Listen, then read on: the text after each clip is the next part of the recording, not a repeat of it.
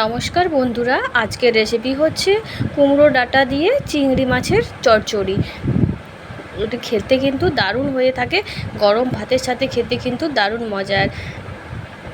তো তার জন্য আপনারা পুরো ভিডিওটি দেখুন। আর যদি আমার ভিডিওটি ভালো লেগে থাকে তাহলে অবশ্যই একটা লাইক ও শেয়ার করে দেবেন।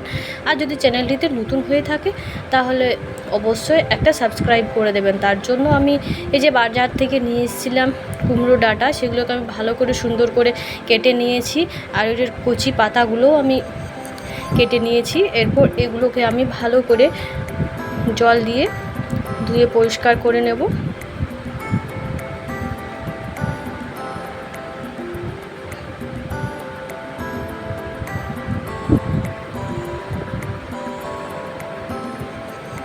কুমড়ো ডাঁটা, লাউ ডাঁটা এখন বাজারে অ্যাভেলেবেল। তো আজ সকালেই আমি বাজার থেকে এই কুমড়ো ডাঁটাগুলো নিয়ে এসেছিলাম। তো ভাবলাম আপনাদের সাথে এই রেসিপিটা শেয়ার করা যাক। কুমড়ো ডাঁটাগুলো ভালো করে আমি ধুয়ে এরপর আমি এটা সেদ্ধ করে নেব। তার জন্য একটা কড়াইয়ের মধ্যে আমি দিয়ে দিয়েছি, আর এখানে আমি শুধুমাত্র লবণ দিয়ে এটা সিদ্ধ করে নেব, লবণ আর জল দিয়ে। স্বাদ অনুযায়ী আমি লবণ দিয়ে দিয়েছি, আর এখানে দিয়ে দেব কিছুটা জল, আর এটা আমি ভালো করে সিদ্ধ করে নেব।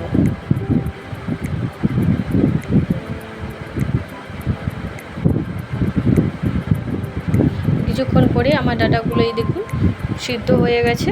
এরপর এটার আমি মশলাটা রেডি করে নেব। তার জন্য আমি একটা মিক্সিং জার নিয়েছি, আর এখানে নিয়েছি হাফ চামচ মতো ধনে, গোটা ধনে নিয়েছি, আর হাফ চামচ মতো গোটা জিরে নিয়েছি,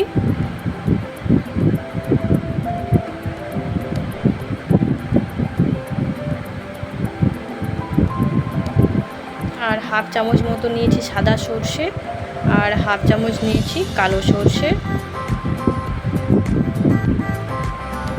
কতগুলো রসুন নিয়েছি, আর কয়েক টুকরো আদা,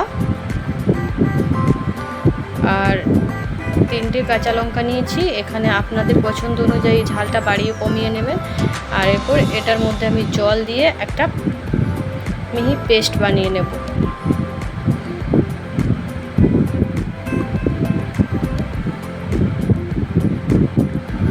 পেস্টটা রেডি হয়ে গেছে। এরপর আমি গ্যাসের উনুনে একটা কড়াই বসিয়ে দিয়েছি। কড়াইটা বেশ ভালো করে গরম হয়ে এলে তাতে আমি দিয়ে দেবো কিছুটা পরিমাণ সর্ষের তেল। এরপর আমি এখানে নিয়েছি চিংড়ি মাছ। তো চিংড়ি মাছগুলো ভালো করে ধুয়ে আমি পরিষ্কার করে নিয়েছি। এরপর চিংড়ি মাছগুলো, তেলটা ভালো করে গরম হয়ে এলে তেলের মধ্যে আমি চিংড়ি মাছগুলো দিয়ে দেবো।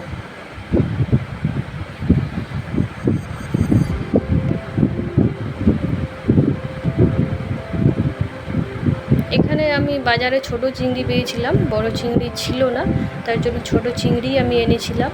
আর ছোট চিংড়ি দিয়েই আজকে চচ্চড়িটা বানাবো। এরপর দিয়ে দেবো আমি একটু লবণ আর একটু হলুদ। চিংড়ি মাছটা আমি ভালো করে ভেজে নেব, একটু কড়া কড়া করে।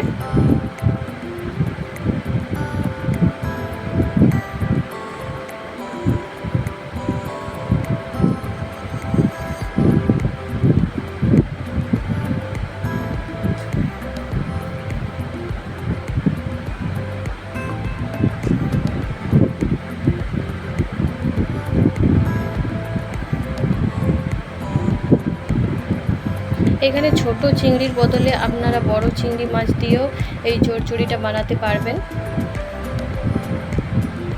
চিংড়ি মাছগুলো বেশ ভালো করে আমি ভেজে নিয়েছি। এরপর এগুলোকে আমি তুলে নেব।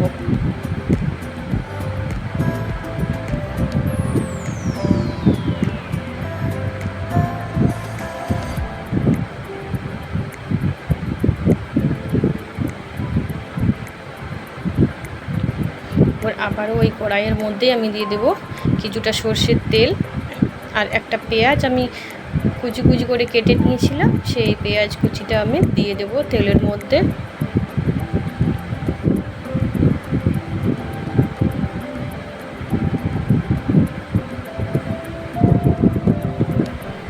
পেঁয়াজটাকে আমি লাল লাল করে ভেজে নেব। তারপর যে আমি মশলাটা বানিয়েছিলাম সেই মশলাটা দিয়ে দেব তেলের মধ্যে।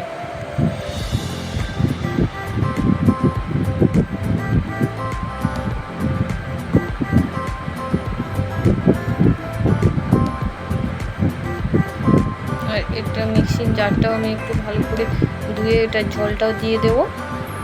এরপর খানিকক্ষণ আমি এটা নেড়ে চেড়ে ভালো করে কষিয়ে নেব।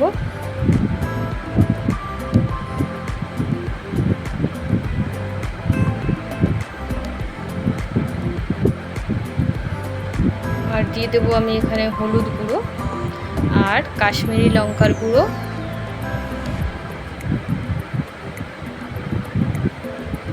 আর দিয়ে দেবো গোলমরিচের গুঁড়ো। বাস, এই গুঁড়ো মশলাগুলো দিয়ে আমি এটা ভালো করে আবারও নাড়াচাড়া করে সুন্দর করে আমি এটা কষিয়ে নেব।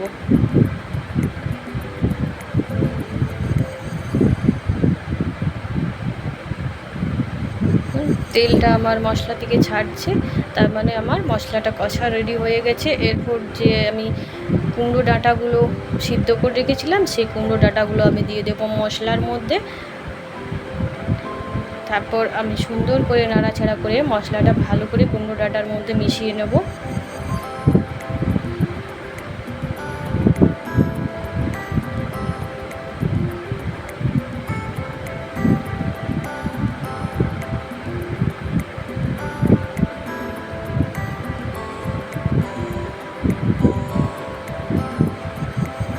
কুমড়ো ডাঁটা দিয়ে আমি আর একটুখানি লবণ দিয়ে দেবো। তারপর ভালো করে কিছুক্ষণ এটা আমি নাড়াচাড়া করে নেব। আর যে চিংড়ি মাছগুলো আমি ভেজে তুলে রেখেছিলাম সেই চিংড়ি মাছগুলো এরপর আমি কুমড়ো ডাঁটার মধ্যে দিয়ে দেব।